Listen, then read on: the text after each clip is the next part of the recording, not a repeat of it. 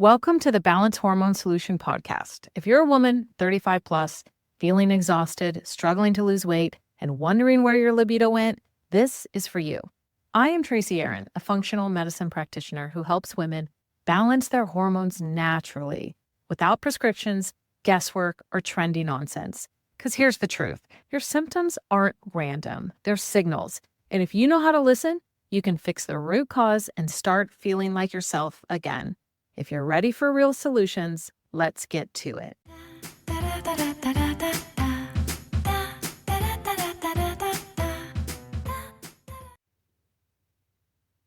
I am so excited to have my friend Tiffany Balin here today as a local nurse practitioner, and I can't wait for this conversation that we are about to have. So welcome back to the Balanced Hormone Solution podcast. Tiffany Balin is a nurse practitioner with advanced training in anti-aging, regenerative, and functional medicine that focuses on health optimization and disease prevention by providing in-depth holistic care. She's also trained in the metabolic approach to cancer. I love this approach. I can't wait to hear more about this myself. And she's worked in oncology for many years. With starting her education in exercise sport science, she quickly realized that we were in a sick care system and wanted to provide care that looked at the whole person. And this in particular is what led her to becoming a nurse practitioner and eventually opening Salus Integrative Medicine in Franklin, Tennessee. Her and I completely agree because she states that healing cannot occur without addressing body, mind, and soul. Welcome to the podcast, Tiffany. Thank you, Tracy. I'm so excited to be here. I know. I was just reflecting on how we met a couple years ago at a Cellcore conference in Boise, Idaho. And I think we had a mutual friend, and she was like, you've got to meet Tiffany. She's going through similar stuff. She works in women's health, and it was really a pleasure. You know, sometimes in the virtual world, you can feel like a lone ranger. Mm-hmm. You get on Instagram, you get inundated with all these people, you feel like there's the market is saturated per se. And yet in your own little space in the virtual world, you can kind of feel like, am I doing this alone? So to meet somebody local is really, really special. So I'm glad to meet you today. It's funny because most of the people that know me know that I love going to conferences because I love connecting with people and networking. That's the biggest thing for me. I've made so many friends from all over the country just meeting them at a conference, but it just so happened that you lived close to me, which is awesome. Yeah, exactly. Were you at the microbiome labs too? Yeah, wait, we got to there. Of course we did. Yeah. Okay. Sorry. Brain fart. Yes, of course. Yes. Duh. I posted something on my Instagram story about a slide that I, thought was fun to share. And another friend who's not local, who lives in Oregon, was like, "Oh, my other friend is there. I should connect you two." So she put us on a text thread together. We ended up having lunch together. And as soon as I walked over to her table, I was like, "I know you." And I had met her years before at another health conference. I think it was Cellcore also. So it is fun to see these faces over and over again and collaborate and learn from each other. And I love being just the energy of hearing stories too about what's working, how people are getting results, and just seeing other people grow. It's always like a little energy infusion when you come home and like bounce ideas off of people too. You have that network. I always tell patients too, like, we don't always know all of the answers, right? And so sometimes if something challenging is going on, like I love to have a network of people to be like, "Hey, I'm bounce this idea off you." So it's great. Yeah, yeah. Well, tell me, how you're a nurse practitioner and you have a degree in exercise science. So tell me your education story and how did you get into this? Well, so I had gone to school with the intent of I was working as a nurse assistant on an oncology unit, and I was in my exercise sports science degree. And I was actually going to go to physician assistant school at the time. That's why I was getting that degree because I loved all the things related to that. And then as I was working as a nurse assistant, I was like, you know what? I think I really want to be a nurse. And so I went straight into nursing school from that degree and then straight into NP school once I graduated with my BSN my nursing degree. And I ended up in oncology. I love oncology. I was board certified in hospice and palliative. So I did a lot of the palliative care for the oncology patients. And then I helped a center here start an integrative oncology program. I was one of their first providers and just quickly realized that it wasn't true oncology, integrative oncology care. Sure, I could talk about nutrition, which is always number one. I tell people like the base of the pyramid. And we could talk about movement and stress reduction, but I wasn't able to like really dive deep with these people in that setting. Mm. So one of my mentors there, he's now retired, but he said, you need to go and spread your wings and, get more into this. And so that's what led me to my A4M fellowship and, more of my metabolic approach to cancer training. And then here we are, just over a year of opening my own practice. Wow. So who would you say the majority of your clients are? Are they in integrative oncology?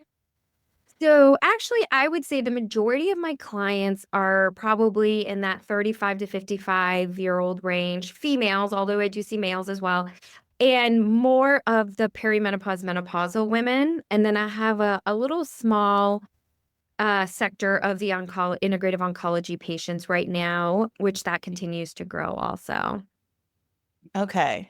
Okay. And so the clients who are in oncology, are they also seeing a physician in conventional medicine and getting care there, and then they're doing support with you? Or what does that look like? Yeah, great question. So, a lot of those patients are seeing like a traditional oncologist. They're looking for answers outside of traditional medicine. Not that they don't do traditional therapy, because a lot of them choose to, but my role in that is I look at the whole terrain of the individual. So we're looking at adverse childhood events, we're looking at stress, we're looking at genetic variants that could caused, cells to mutate. We're just really looking at the whole picture and how we can repair their terrain. I tell people like I'm not here to treat your cancer, I'm here to fix the terrain that allowed it to grow. Yeah. And so then that's like where, we dive into that and we work on repairing the mechanisms that maybe were going awry for a long time because cancer really develops long before we catch it. And so my goal is to be watching those metabolic markers, watching those inflammatory markers, and see if patterns are starting to come off after we've done a deeper dive into seeing, and then, heading them on that pathway to get whether they've wanting to do traditional therapies, like getting them through that and then getting them beyond it to prevent any type of recurrence.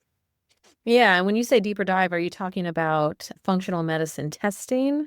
Yeah, great question. So we're doing like extensive lab panels that we can do through traditional labs like Quest, and then we'll do genetic variant testing, like nutrition genomic testing. And then we'll look at things like a Dutch panel, just depending on the individual is kind of but I will do genetic testing on everyone. And then the Dutch and other testing, like organic acid testing, it'll depend on the individual. Okay. And when you're doing genetic testing, are you doing oral swabs? Yeah, yeah. I tend to use Max Gen testing. I like their test. And yep, just an oral cheek swab.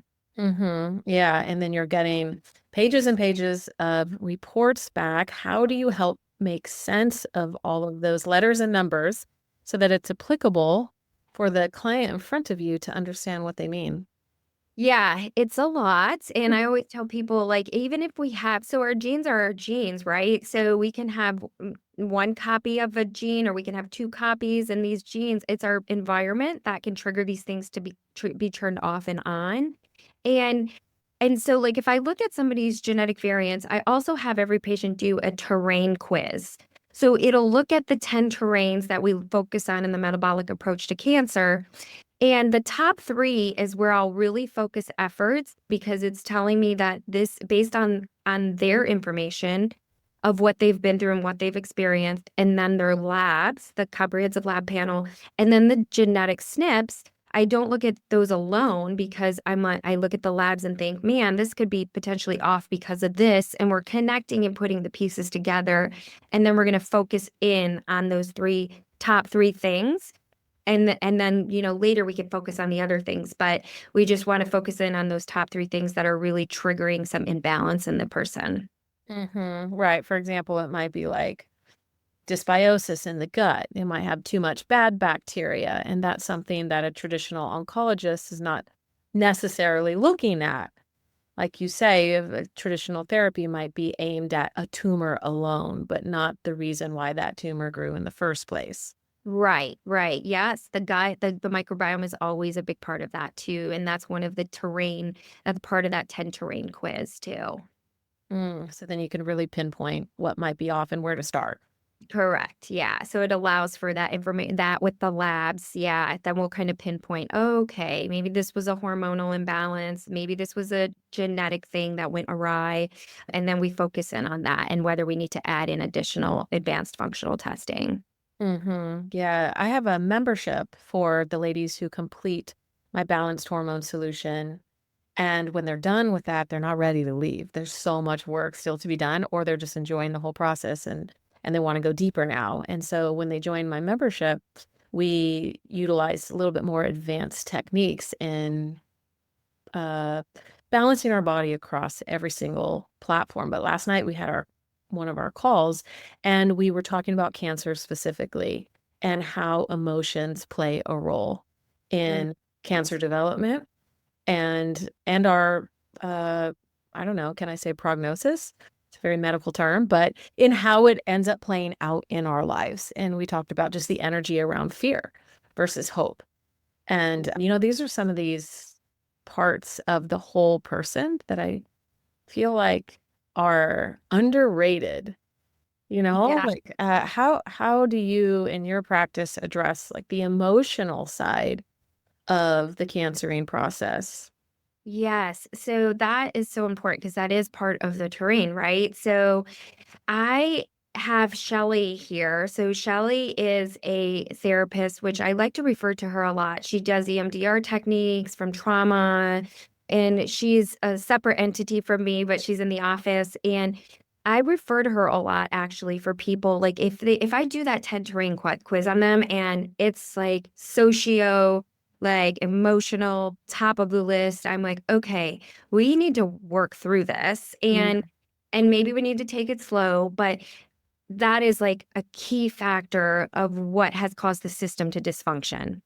And so some people that scares, understandably so. But if we don't repair that, and if we don't, work through that either with a specialist or also, I tell people day to day little things like breath work 10 minutes twice a day or meditation or prayer or whatever that means for that person and something that they're going to be consistent with. Because even I tell people, if you could just get outside, go for a walk in the sunlight, like that is just Mhm. something that is so important. Now, of course, we have to be careful depending if they're doing certain chemos and stuff like that, but just be getting that fresh air to reset that mind.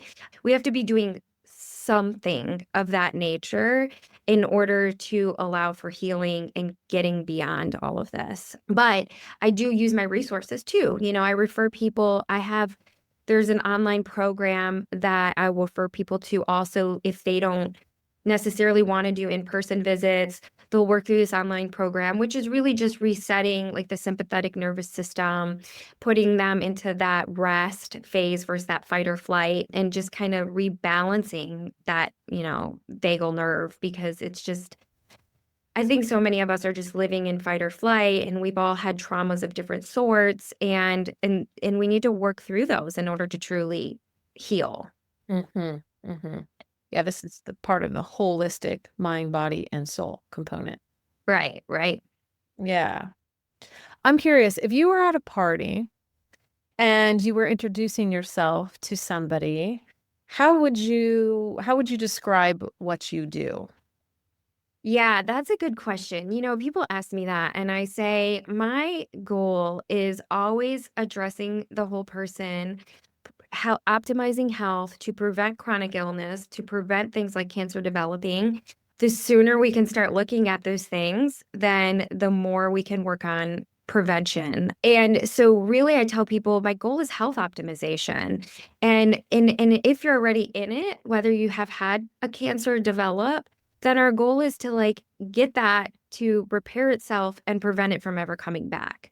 So it's really health optimization and prevention as a whole, but by looking at the whole person, and that body, mind, and soul is always a part of it. We have to address the whole system. Yeah. That Do you feel that people understand what you mean when you're describing that, or do you have to flesh that out a little bit more? I do have to flesh it out a little bit more. It's interesting because, I've always gone back and forth with, oh gosh, how do I explain this? So then I find myself like, okay, we're walking around nutrient depleted. So we have to figure out, why are we nutrient depleted? Like, what are like, is it a gut thing that's causing you to be nutrient depleted? Is it your stress that's triggering your ability to digest your nutrients? Is it your food? So it takes a little bit more conversation to get people to fully understand what I mean when like Hmm. health optimization, because Hmm. Whole body. yeah, and a lot of the people that see me are very motivated, and they're doing the exercise and they're eating really clean, and they're still struggling with certain things, whether that's hormonal, whether that's stress induced. So many things, but yes, it usually takes a little bit more of a conversation. Yeah, makes sense. What would you say is the most common question that you get asked when you're just introducing yourself to somebody they're not a client yet? Yeah, for the most part, I think it really just starts with, "Oh, what do you do? Like, do you just work with menopause people?" I feel like people Yeah. they come like I hear that a lot, and I say, "Well, sure, I work with women that are menopausal, but I'm always looking at the whole picture." Yeah. So it's not just, "Hey, we're gonna put you on hormones," which I will utilize hormones, but we're going to look at other things, as in like, oh, okay, well, maybe you're depleted somewhere that's impacting your ability to, efficiently metabolize hormones. What does your gut look like? But I think a lot of people will say, oh man, I'm in this perimenopausal phase, and like, I just need to come see you. I think I need hormones. And I'm like, sure. But also, like, we need to look at everything else too. Completely. I have a very similar experience. If I ever am introducing myself and they say, "Oh, well, what do you do?" And I first and foremost say, "Well, I homeschool my kids." But I also have a women's health practice and I work with women balancing their hormones. And they go, "Amazing. Can you write my script for me?" And I always have to, it's funny how synonymous balancing hormones is with HRT these days, hormone replacement therapy. It is a train of thought that is, it's very hard to break in the average woman because I think there is a lot of noise out there that once we reach a certain age, it's time to start adding in, topping off these hormones that are naturally declining as we get older, just by a function of having more birthdays. But, the work that I do in my practice, I find that there are so many there are so many tools that we have at our disposal to balance our hormones without prescriptions, number one. And two, we have to look deeper. It's not always the best first line of defense. So, how do you know in your practice when a woman really is ready for hormone replacement therapy? So here's the thing. This is what I tell people. When somebody comes in and they're not having bowel movements regularly, they're just generally inflamed, they're not sleeping, like, and sure, hormones can impact that as well. But then we add in things like, oh, we're omega-3 deficient, and we have all these other things that are playing a role. We really need to work on optimizing that. We need to make sure these women are getting enough fiber in their diet so their body can get rid of excess hormones. We need to make sure that they're using clean products. Like, what are we putting in and on our skin? What's in our environment? Because those things can act like, well, we call them endocrine disrupting chemicals. They can act hormonal in a sense that we don't want them to act that way. So we touch on that. We touch on their sleep.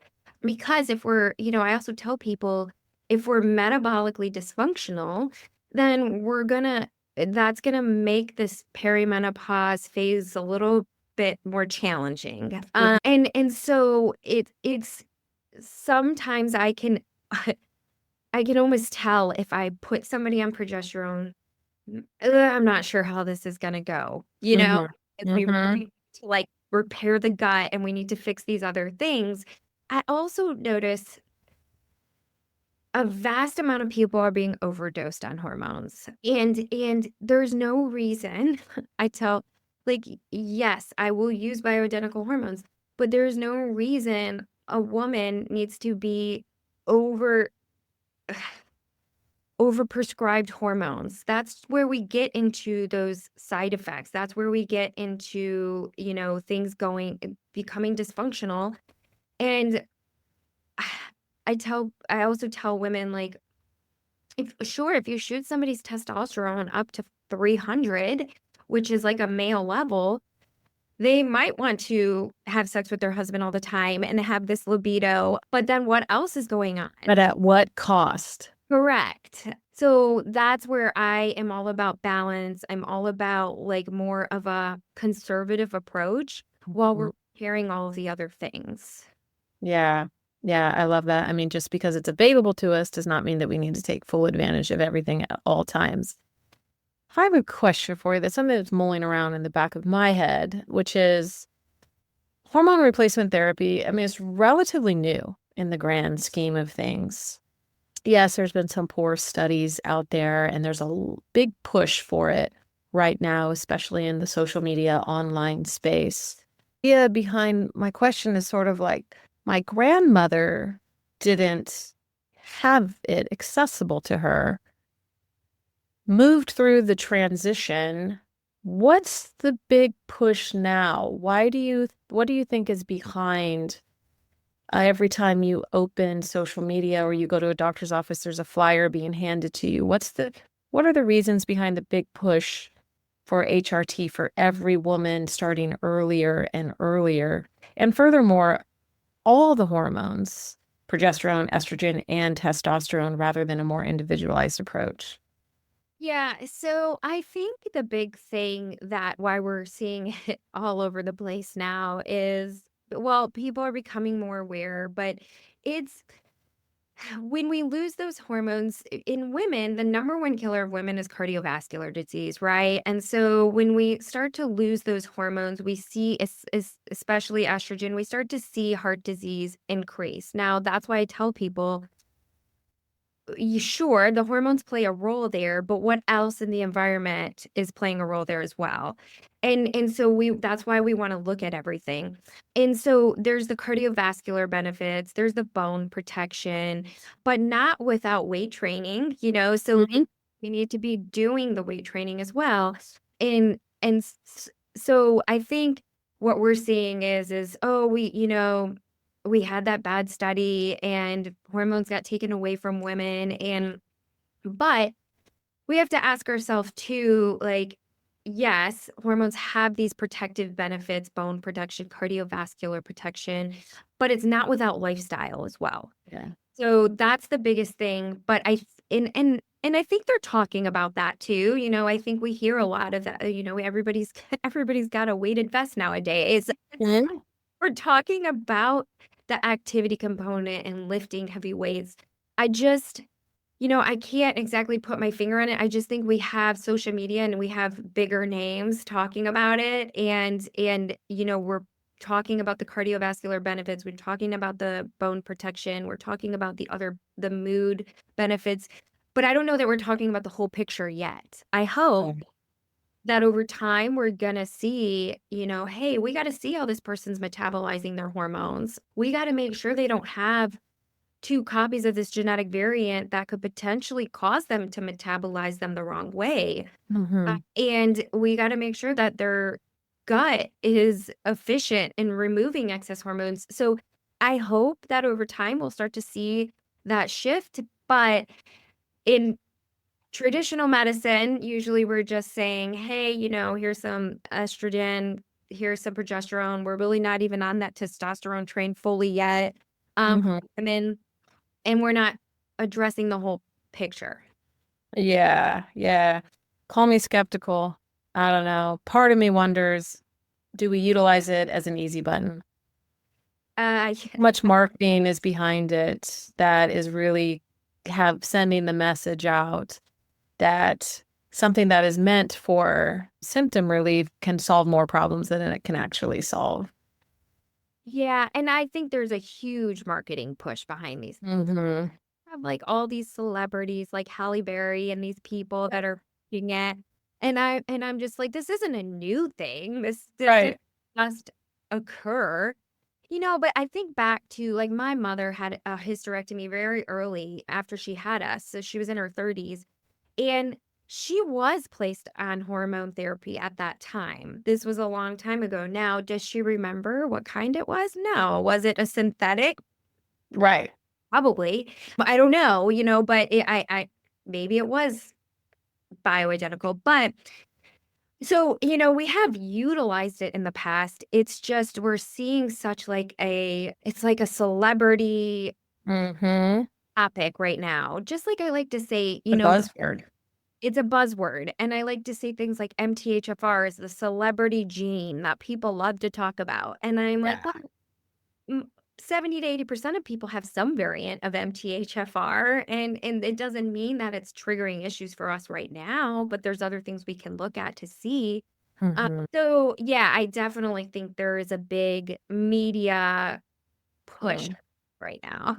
Yeah. It's a money thing, It's certainly. it's completely. The question to me is, are we as women being served or are we being sold to? When we were younger, the idea was the pill would solve all of our problems. And part of me can't help but think that we are in the new era of the pill. It's interesting. I was telling my husband the other day how women's health issues sell. You will always make money off of women's health. Men are not so inclined to prioritize their health or to spend money, great amounts of money on their health, whereas women will. And wives will for their husbands, but men aren't out there as readily as women are, looking for all of these solutions. And so is this a matter of capitalizing on things?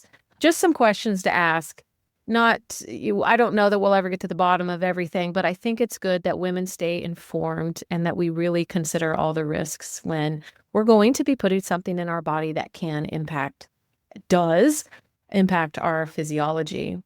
But something I'm really curious about, because I love that you work in the cancer realm, is the natural process of perimenopause is progesterone begins its initial descent and estrogen stays higher in relativity to progesterone. Eventually, once we cross over into postmenopausal years, we have low levels that do sustain biological processes, I must say, but low levels of both estrogen and progesterone. Why do you think the median age for diagnosis of breast cancer then is when estrogen is at its lowest and the majority of breast cancers are estrogen receptor positive? Is it possible that what we're finding is that we have tissue storage of estrogen hormone that can't possibly be measured in something like a blood level?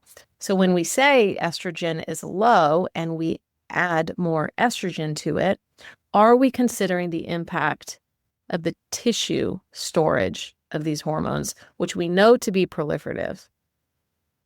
So here's the thing. So we know that estrogen can actually store in our tissues and hang around much longer than if we were looking at a serum at one point, that gives us like a glimpse into that point when we took that blood draw, right? Now we know that it does decline as our ovaries, stop making it, right? But we do still have tissue storage of it. And the point with the cancer too is, like I had said earlier, cancer starts to develop years before we catch it, right? And that's why we discuss this like metabolic approach, right? Because we will see dysfunction years before, but nobody's looking at it really. And nobody's looking at the genetic SNPs, or is your body metabolizing estrogen before you even hit menopause? Like, has your body just been for years metabolizing down this unhealthy pathway, which has triggered that DNA damage?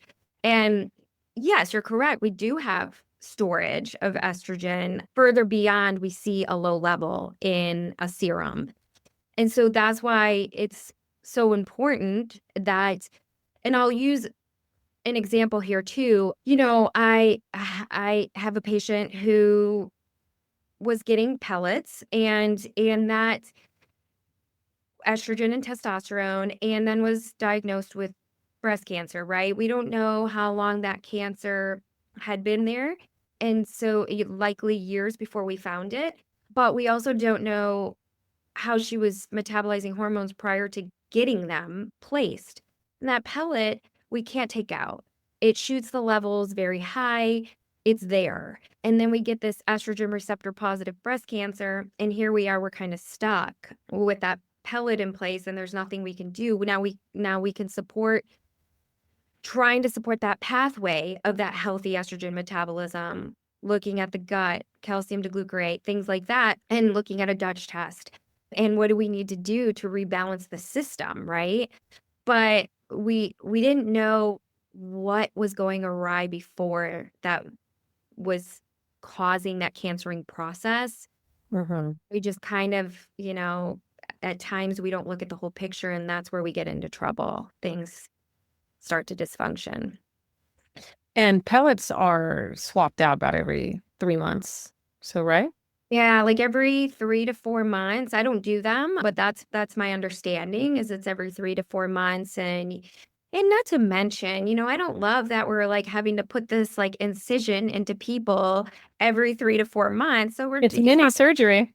yeah, we're doing a little, we're doing tissue damage. I just am not a proponent for them. I don't get me wrong, I have patients that get them, and that's their right also, but Right. I am definitely not a proponent of them.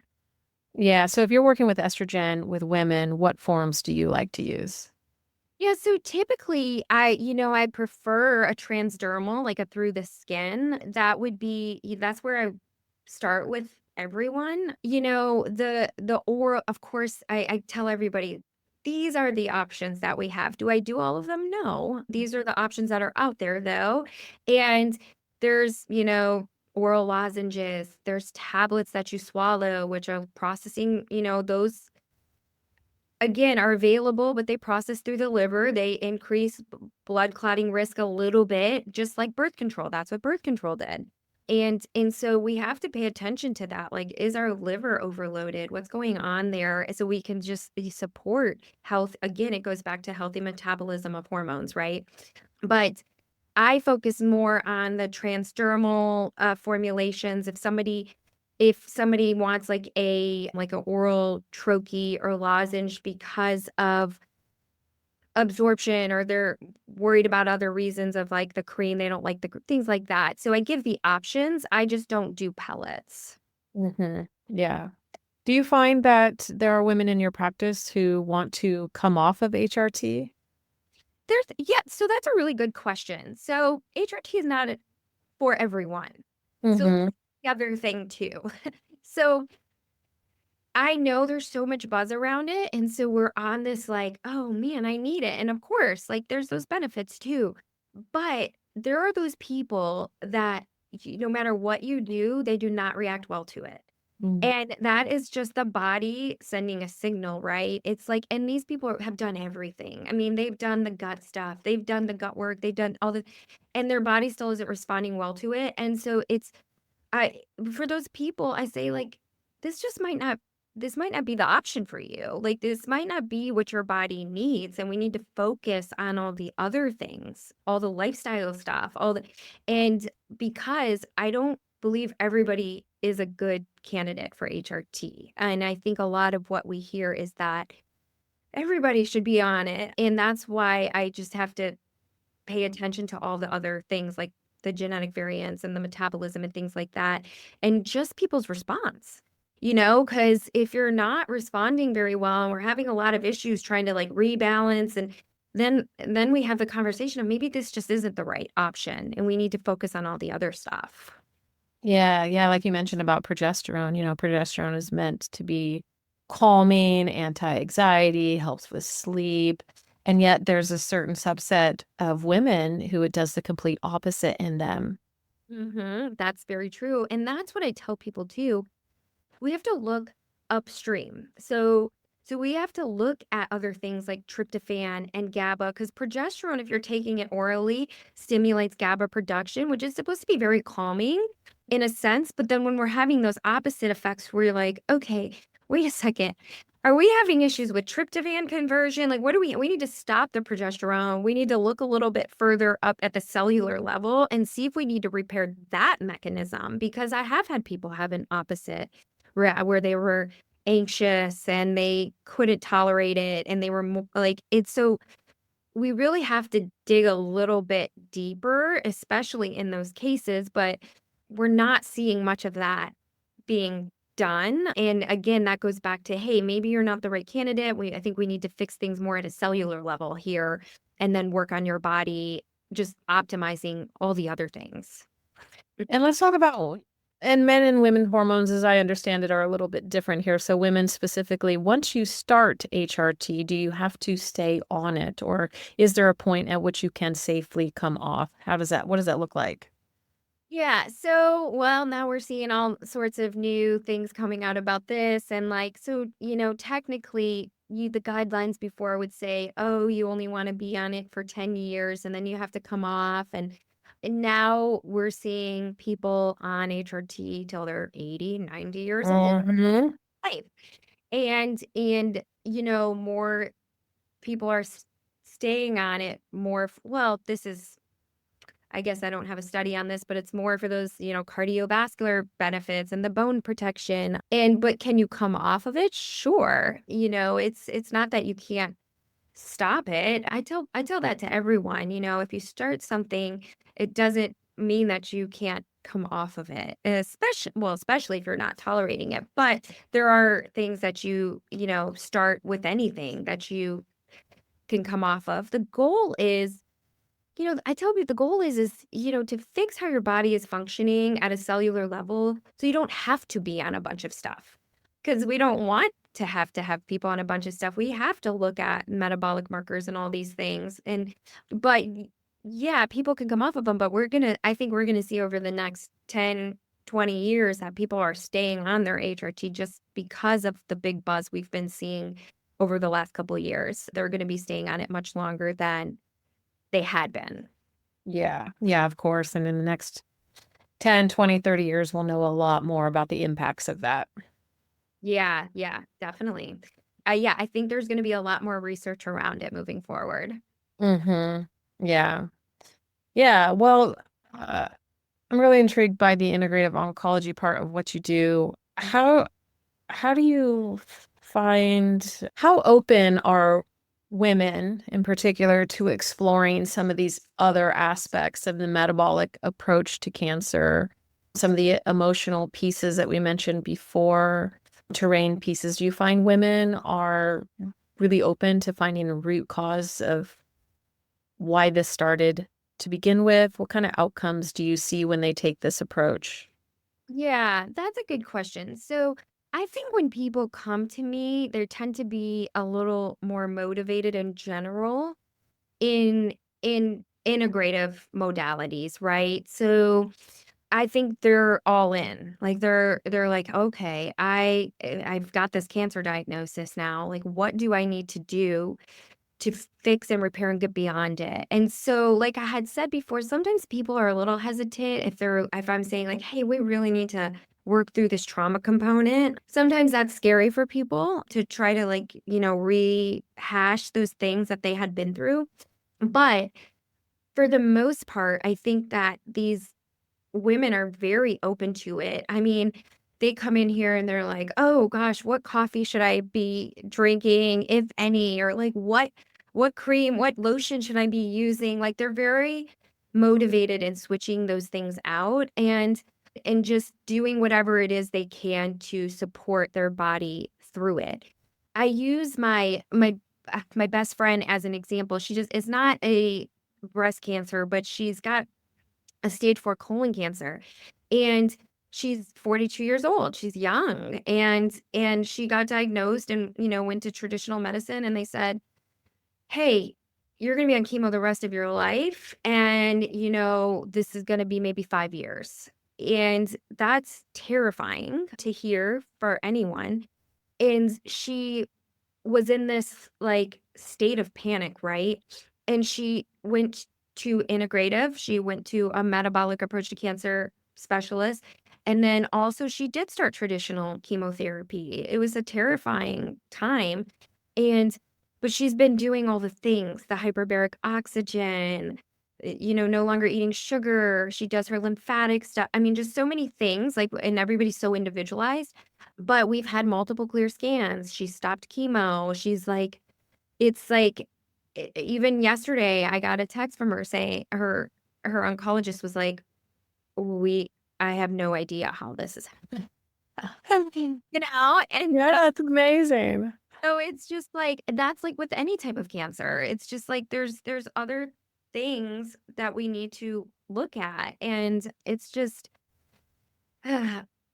I think the people that come to me, though, in response to your question, are just very motivated in that regard. And I also tell people too, like, if you're not willing to change your nutrition or your diet, then I might not be the right fit, because that's Mhm. part of what's needed to get that, Right, you know? right, right. Yeah.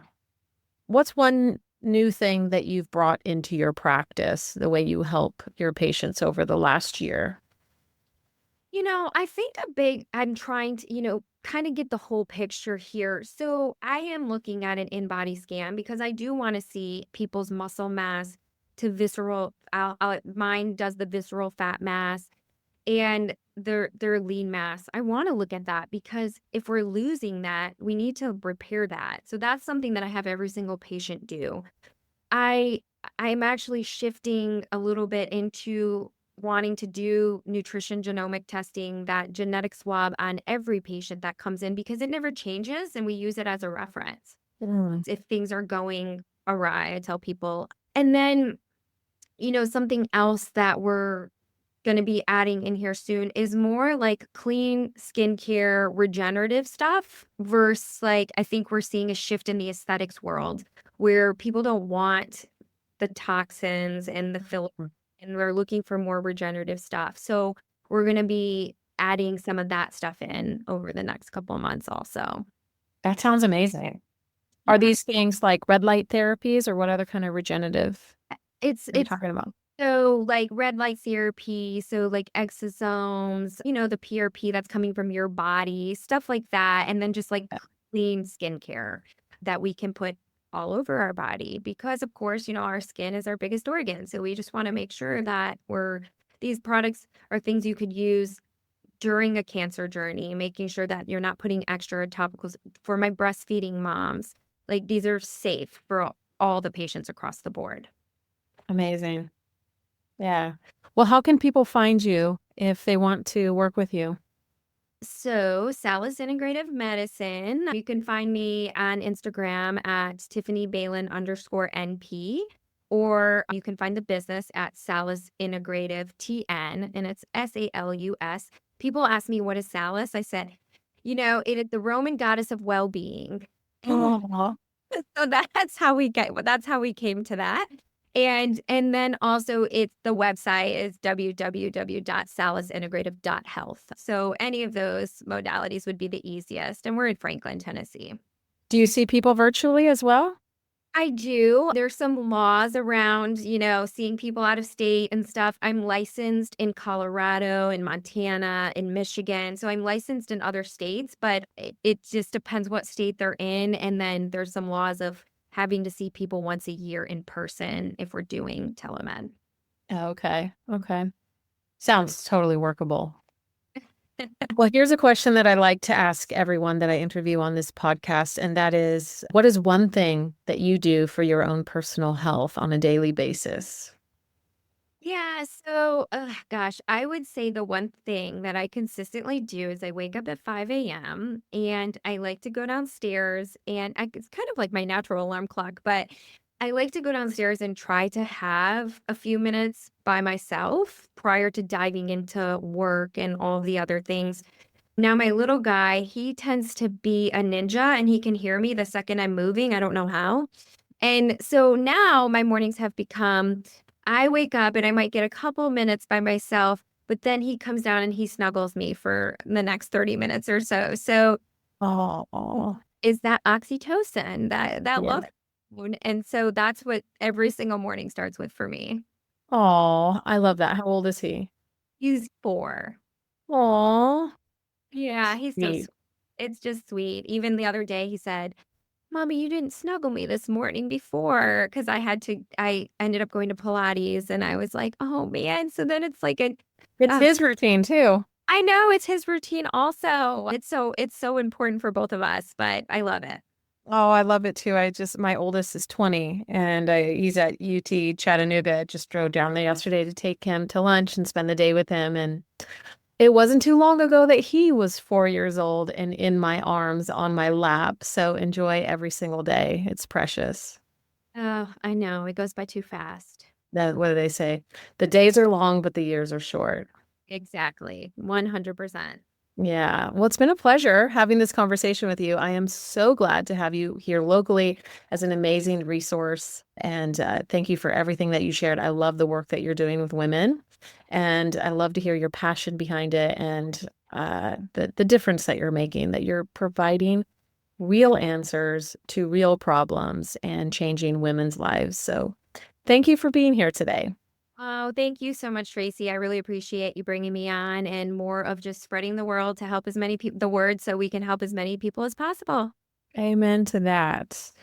All right. Thank you. And I will see you next time on the next episode of the Balanced Hormone Solution podcast.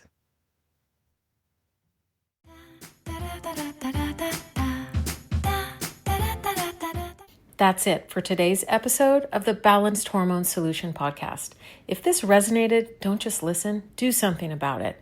Make sure to subscribe so you don't miss what's coming next. And if you know another woman who's tired of feeling like a stranger in her own body, send her this way. For more support, check out the show notes. I've got resources to help you get started. Just remember, your body isn't broken. You just need the right tools. See you next time.